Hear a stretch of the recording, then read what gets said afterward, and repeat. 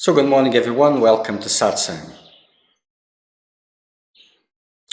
Let's make some silence first.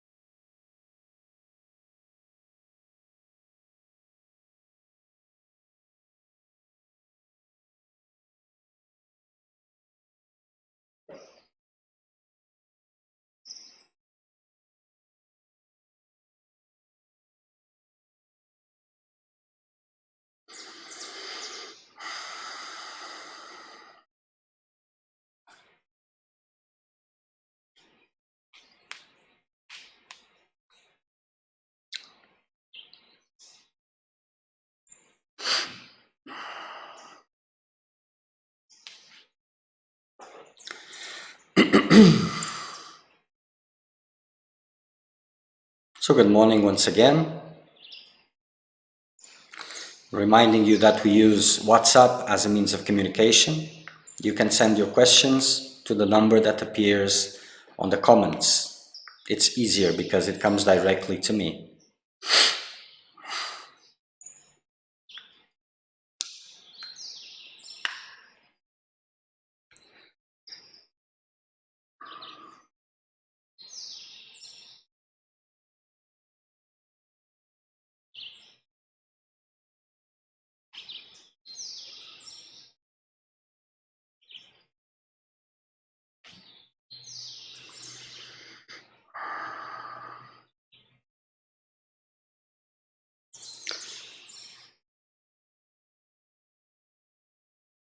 Bonjour, je vais répondre à tes questions.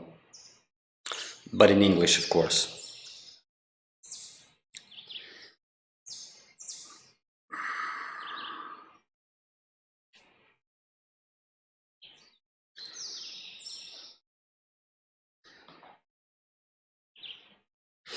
Okay, so I would like to have your teachings. I am a seeker of truth, but I haven't yet encountered an exterior guru who could help me to find myself.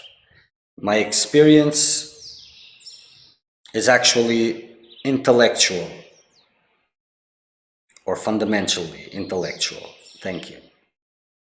The fire that burns illusion can manifest in a way of a very intense heat at the level of the body. I ask this because I have a sensation of burning that lasts for the last 2 years. Let's take the sound here.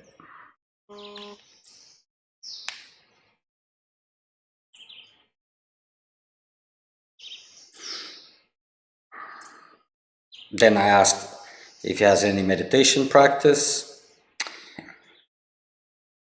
and it is just 30 minutes a day, more or less, but not every day. Well, this is quite common these days. This intellectual path, intellectual spirituality. And eventually this has to move to something which is real. See, the mind loves spirituality. It loves knowledge, information. It loves objectives, goals, loves power. It loves being special. So from wherever the mind can feed, it will. And spiritual teachings, they are very rich grounds for this. And it's not about the context that you live in that determines if you're a seeker of truth or not. It's not if you're involved in spirituality or whatever. It's not really. It is that spirituality, are those teachings taking you to silence? Are they making your world crumble instead of building a new world?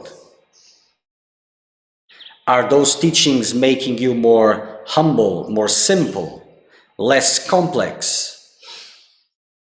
Or the other way around? Is there a living process? Is it alive, or is it just mental?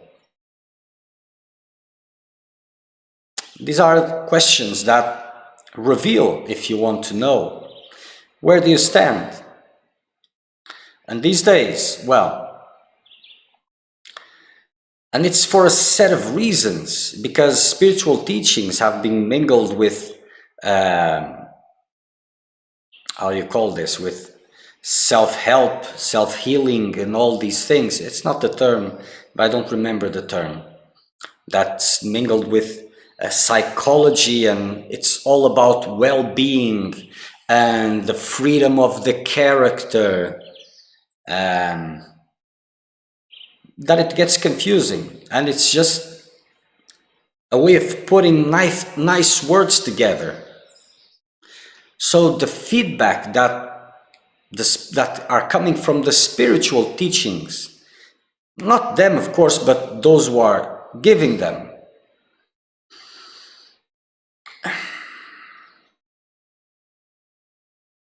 well, it is far away.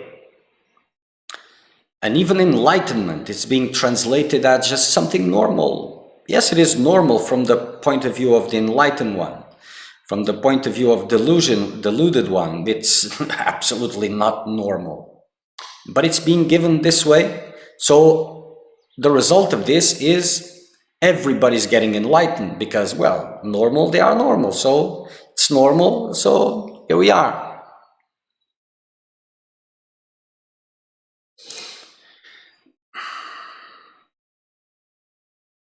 So the thing is, for some reason or several reasons, there is the lacking of the experience of spiritual work, of actual spiritual work, that which goes beyond intellectual. And without this, there's no comparison. There's no comparison. So whatever your mind wants to fancy of what is spiritual work, what is the quest for truth, it can, because there's nothing there to contradict it. So everything is possible, everything is allowed. And before these theories, or at the same time that these theories, this new spirituality came into being, more or less, meditation was banned from spirituality, from these circles, like something that, well, like something old. How do you say this? Not in fashion. It's like, oh no, seekers would say meditation. No, I'm beyond meditation. This was the term. And this is translates the vision. And of course, without meditation, everything becomes possible in terms of concepts, and they condense together very nicely, and there's nothing there to contradict it. And without guidance, without a lot of things that majority doesn't have at this point, and without meditation, not just the time wasted, but also it's very difficult to awaken the life of the process, to make it real. Very difficult. And these theories, they are moving towards a place where this doesn't even matter. Eventually, it doesn't hold, because time is merciless. But it is a lot of wasted time.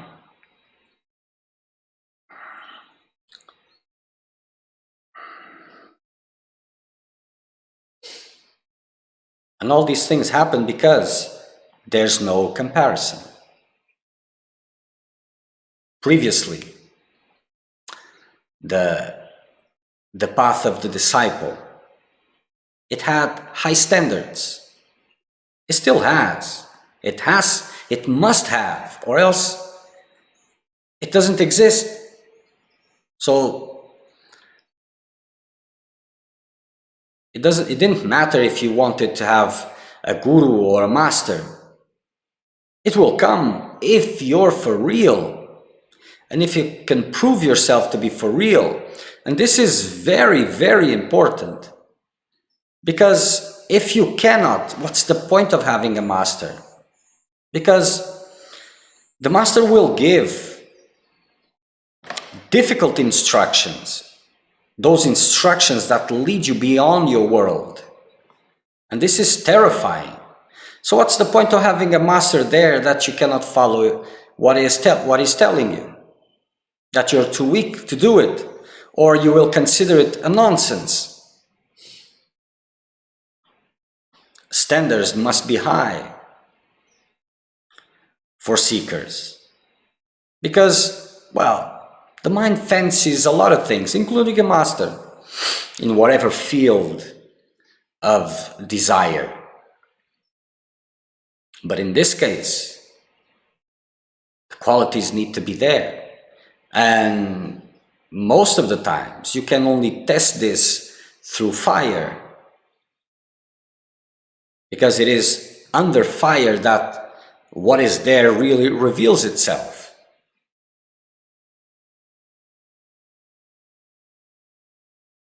Nowadays, people just, oh, I found this on the internet. Oh, this guru, oh, I want you to guide me. And they expect the guru to be there and to guide, because this is how things are these days.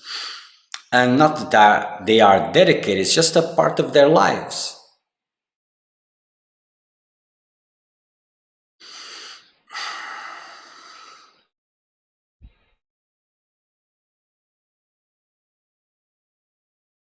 But the reality is, standards are always high. And it's not about the level of the aspirant. It's not that. So you're asking for guidance, but the high standard, it's not your level of maturity or your level of knowledge of spirituality, or how long have you been into spirituality, or something like that. No, it's your commitment, your intensity, your sincerity, and your capability for hard work and for sacrifice. This is what's going to be measured. These are the high standards. Because the values of delusion, going against them, seems crazy sometimes,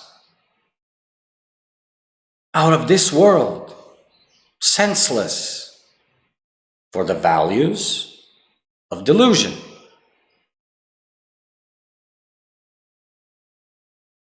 So to go through that, it's not just because of a whim desire, oh, I would like to. It's not enough. So standards have to be high. And they should be tested. They are tested when it is for serious, when it is for real.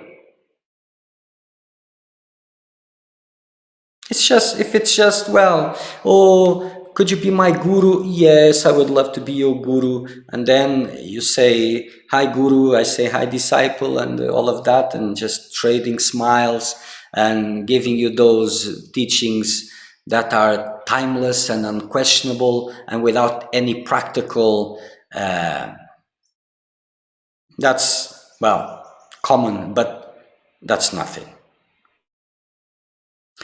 And especially for you as a seeker of truth, you should set these standards higher, the higher you can, and make yourself reach that level. And why should you do that? Because despite your level of understanding, you want the highest. You want the truth. So if your standards are not high enough, what sort of guidance will you receive? And what will be your chances?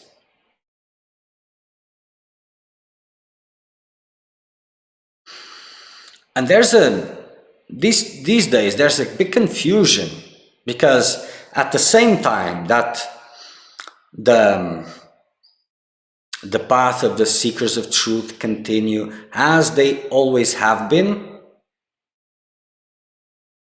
society is going through a change, that it is starting to live more according to these spiritual values, but in a superficial way, has a way of living. You see, spiritual teachings are there to deconstruct the previous reality, the reality that is ingrained in you.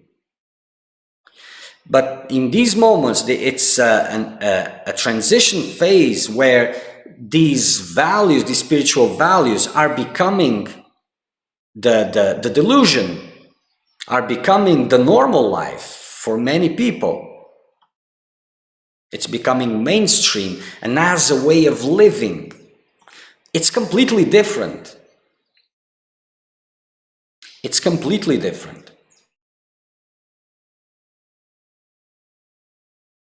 Apart from the ultimate truth, all other truths are relative. And the one that suits you best is not the one that fits your reality, is the one that destroys your reality, that breaks your reality.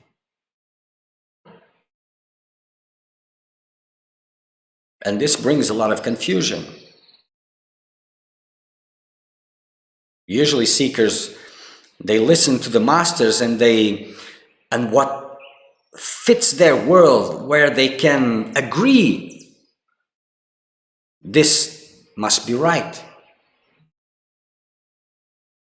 Well, they have to start from somewhere, but it has to evolve a lot, because it's not the point of the teachings to justify your vision of reality. They are there to break your delusion and then experience reality, become reality.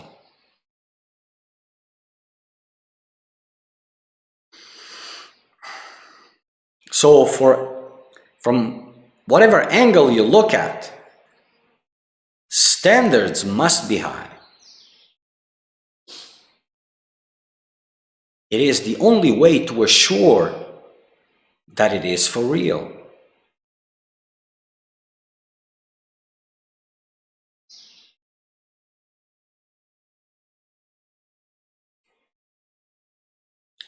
And in these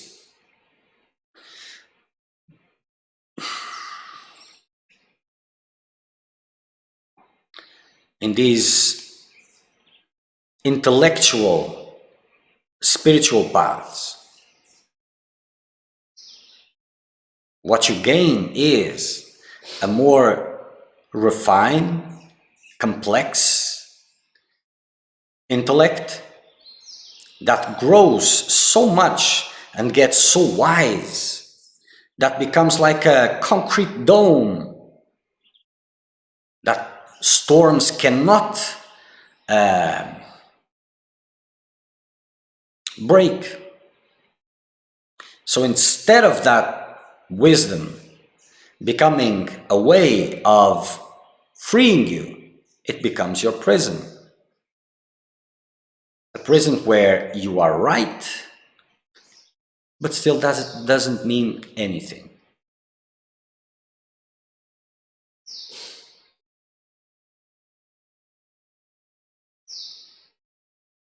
And meditation, it plays a central role in this, because with the level of sincerity that you have, that is what you have. It still needs a lot of improvement. And if you continue, you will figure that out in practical terms. But you use what you have, and it's enough to begin with. And as you keep on practicing, intensifying your meditation, it will purify your mind. It will purify your emotions. It will purify your standards. It will purify your understanding. It will purify your energy. And this will bring a different vision, a more clear vision, more and more that will reveal to you, oh, this is completely out. This has to change. This, that, this and that. But if you don't have that, you're a prisoner of your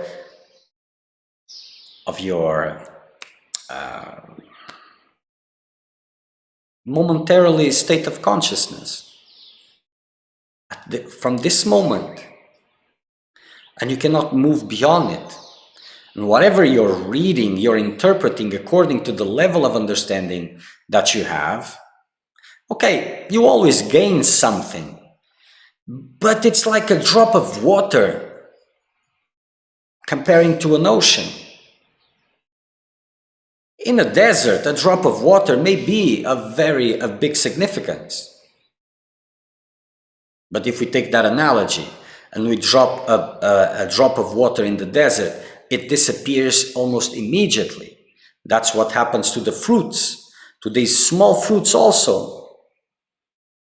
They disappear almost immediately.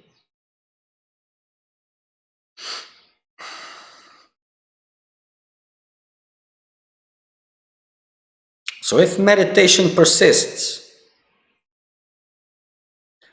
at a strong pace, practiced with intensity,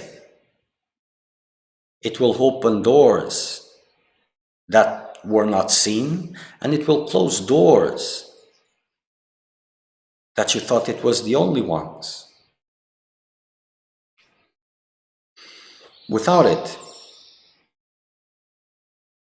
and without the tests coming, you don't know. Everybody thinks they're sincere. Everybody thinks that that's what they want. Freedom is what I want, but you don't know until you get tested.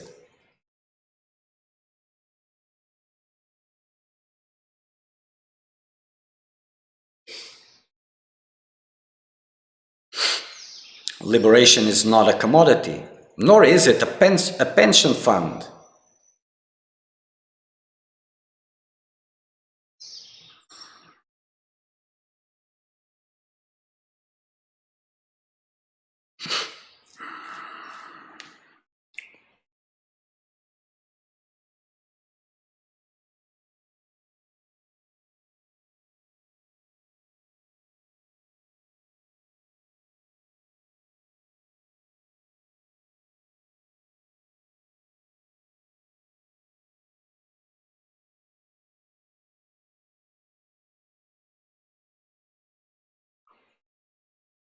And the way of looking for the master, oh, I am into this sort of teachings, so I will find a master in this sort of teaching so that it can help me to grow into this teaching, to get the fruits of this teaching. And this is naive, you see, because from your perspective, you may feel attracted by some sort of philosophy, but that's very superficial. A guru is not conditioned by philosophies because, well, your ignorance has lots of layers, and for some you need a shovel, for others you need a hammer, for others you need a pen, whatever. So it's not closed like that. You should seek your guru, not a guru as a tool, but your guru as a destiny. And that, the only way you can find it, not through reasoning, not through personal wishes, not through logic, not through anything of that, but by the real deal. And what's the real deal? You becoming a seeker of truth, struggling for that, putting everything aside and dedicating completely to meditation, whatever time available, just intensifying. And if you're sincere, the direction will come. Well, you will have to know how to interpret that direction, but it will come in a way that you can if you're sincere. And that means, well, because, and I see this frequently, oh, should I do this or should I do that? Well, you have to figure it out. And if you're sincere, if you work hard, the answer will come. Oh, but I've been working hard, it hasn't come, I'm waiting for it. No, if it is important, it will come. You being waiting for it. You can, but it will bring unnecessary stress, but you still can. But if it's not coming, it's not time yet. So no rushing, or also not you yourself taking the decision, because guidance in whatever form has its own time.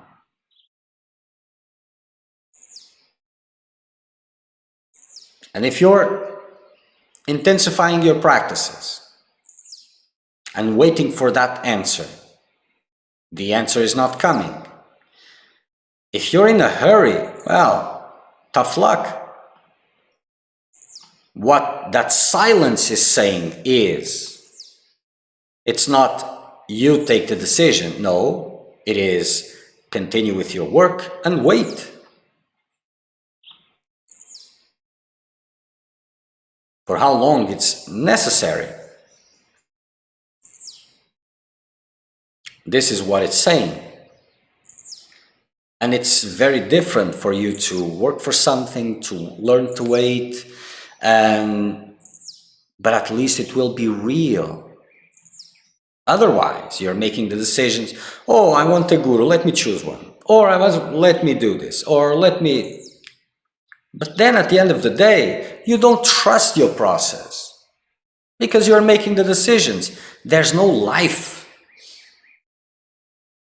Nobody is answering from the other side.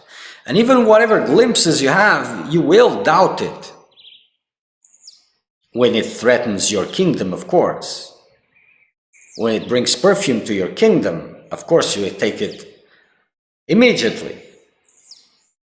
For example, if you have a vision that, well, if you speak about that vision, others will look at you, oh, this guy or this woman must be advanced.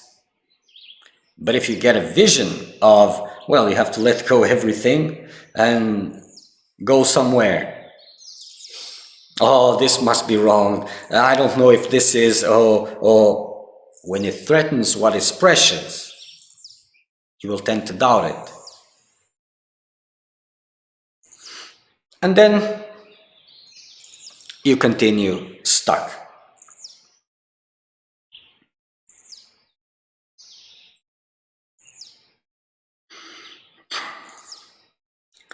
So as I've answered here, but I didn't explain for you who has done the question, then you'll have to wait for the subtitles, I think. Watch these videos of igniting the secret fires. In French is allumer des feux sacrés, I think.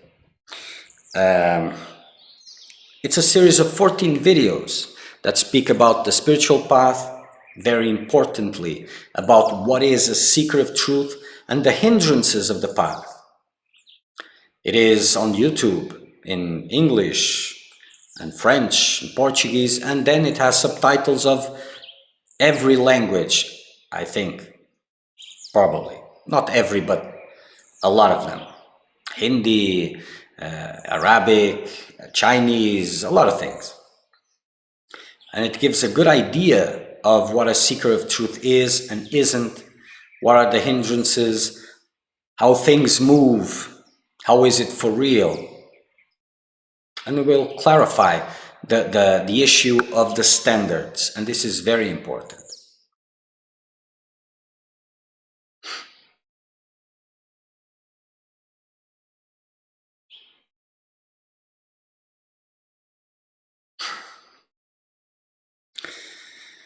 And there was a question here in a post about the inner fire. Fire, speaking about fire. From the previous question, you were asking that, can this fire of liberation be there It's been there for 2 years. Can it be the fire of liberation? Well, anything it's possible. But with an intellectual quest, probably a normal life by normal standards, probably, not sure, don't know. Absence of meditation, or very light meditation, because 30 minutes doesn't count. It doesn't. 1 hour, it's a start, but still very little. At a time, at a sitting. So all signals here says that fire has to come from somewhere else. It's probably not the liberating fire that I'm talking about. But yes, that fire manifests physically.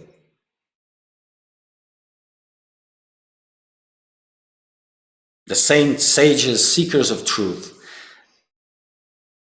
that would dive in the Ganges, that was not just because of a purification bath. That low temperature was needed to cool down the body and to be able to intensify even more meditation, because it really gets burned, and sometimes fire gets very, very high. But it takes time to reach that because, well, a lot of impurities. So yes, it can become physical, but other types of fire can become physical, like what is called the pitta element when it is imbalanced, and that reflects more the society, these days society. So the chances of that coming from the fire liberation are very, very, very low. Let's put it this way.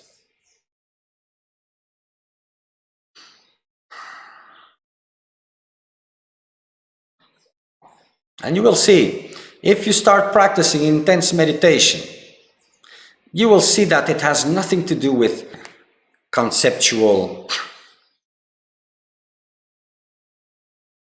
spirituality. Absolutely nothing.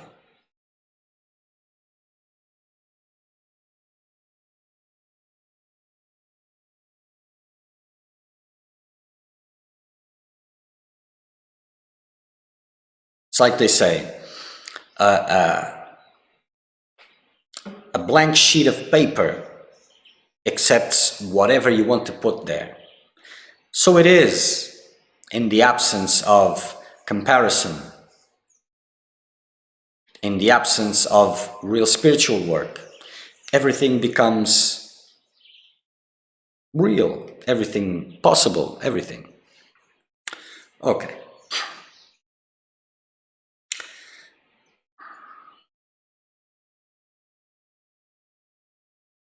So this was about the posting that said, if you don't have that fire, seek the company of the wise and use the sparks from their fire to start your own.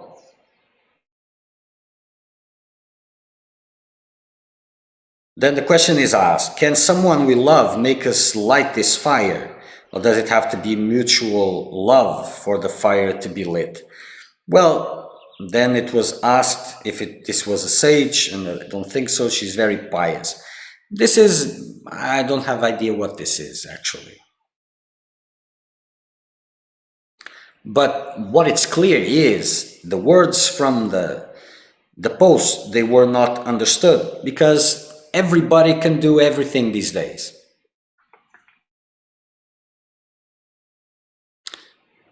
But a sage or liberated one has no comparison with anything else.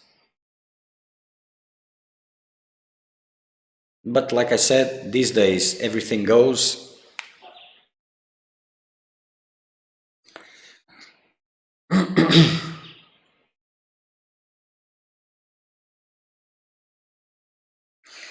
And another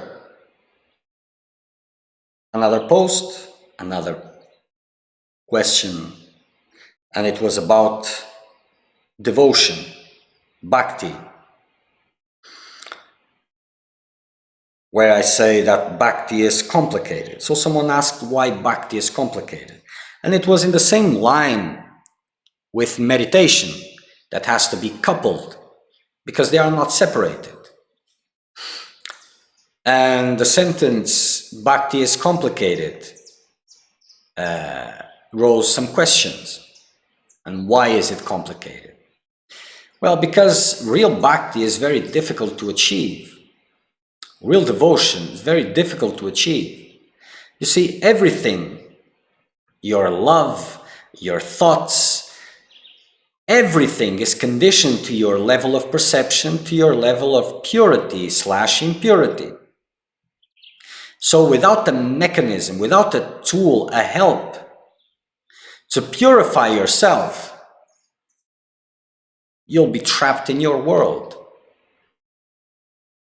And there's a lot of ways for bhakti or for anything else, even meditation, to go sideways.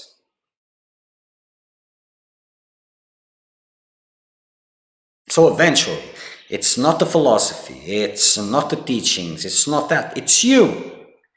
Either you have it or you don't. And seekers, they get pinned against the wall and they have a choice, right or left.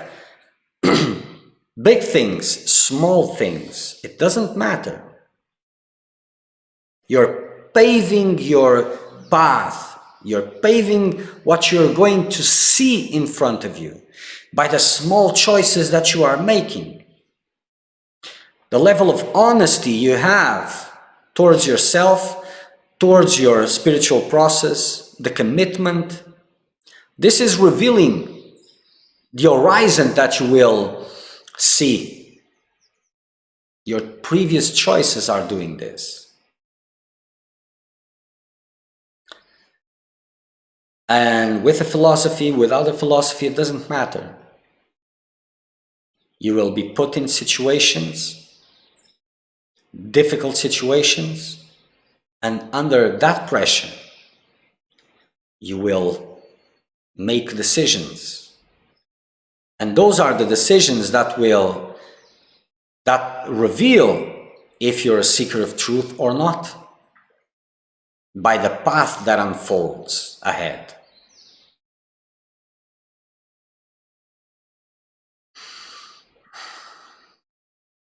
And it is always like this.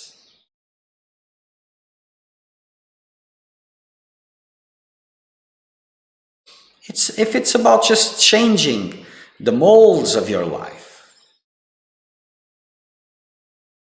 to have a new age kind of new life, that doesn't even count. And they do it like more or less like seekers of truth do it. The difference is in intensity and motivations, especially motivations, because sometimes intensity reaches the same heights. Sometimes, few times, but sometimes. But it's about real motivations.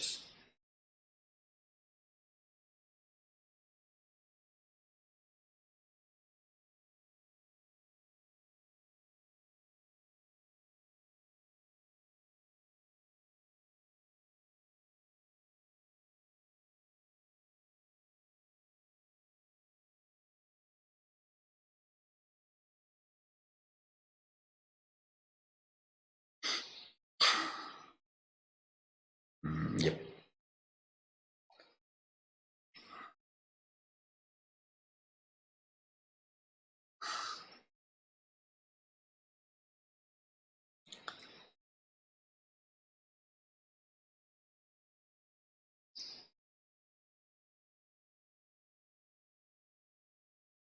So the advice is, start with the beginning.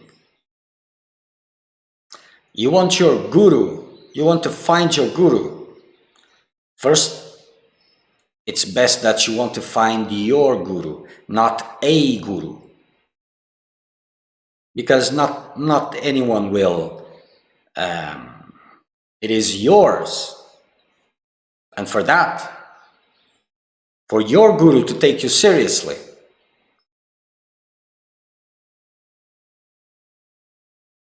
even for you to have a pointing, a direction,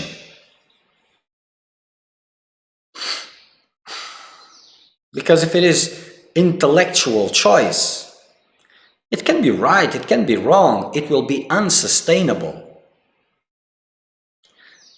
You'll have to have more than that. More than just, oh, I agree with what he is saying, so this is my guru. But then when the teachings come, he will have to take you through a path that you will not agree. And by the same reason that you got close, you'll go away. So you may even got the choice right, but you will not be able to sustain it. And if you do, you will have to go through hell to sustain it. But if your process starts in a real manner, and getting the pointings from inward, that's more solid. You're feeling the life taking over, the directions, the pointings. You're not alone. You're getting a real feedback from within. That is more solid. It will not be enough also, not enough to not having doubts, because fear has a way of twisting things, of disturbing. But you will have something more solid to hold on to, and that will make the difference. Because like I said, when the directions tend to enhance what you hold dear and near, oh, this is very good instruction. Oh, it helped my life. Oh, these instructions, they solve my relationship. So these are good. This is a good master. Oh, these instructions destroyed my relationship. This is bad master. This is nonsense. You have a path to follow, and what will have to take birth will take birth. That will has to die will die. That which has to come with you will come with you. That which you have to leave behind, you will have to leave behind. Everyone has a unique path.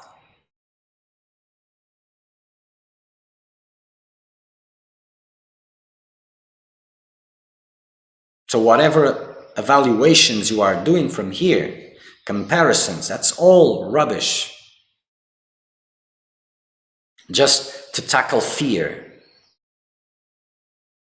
That's all. So if you start in the right way, you stand a bigger chance.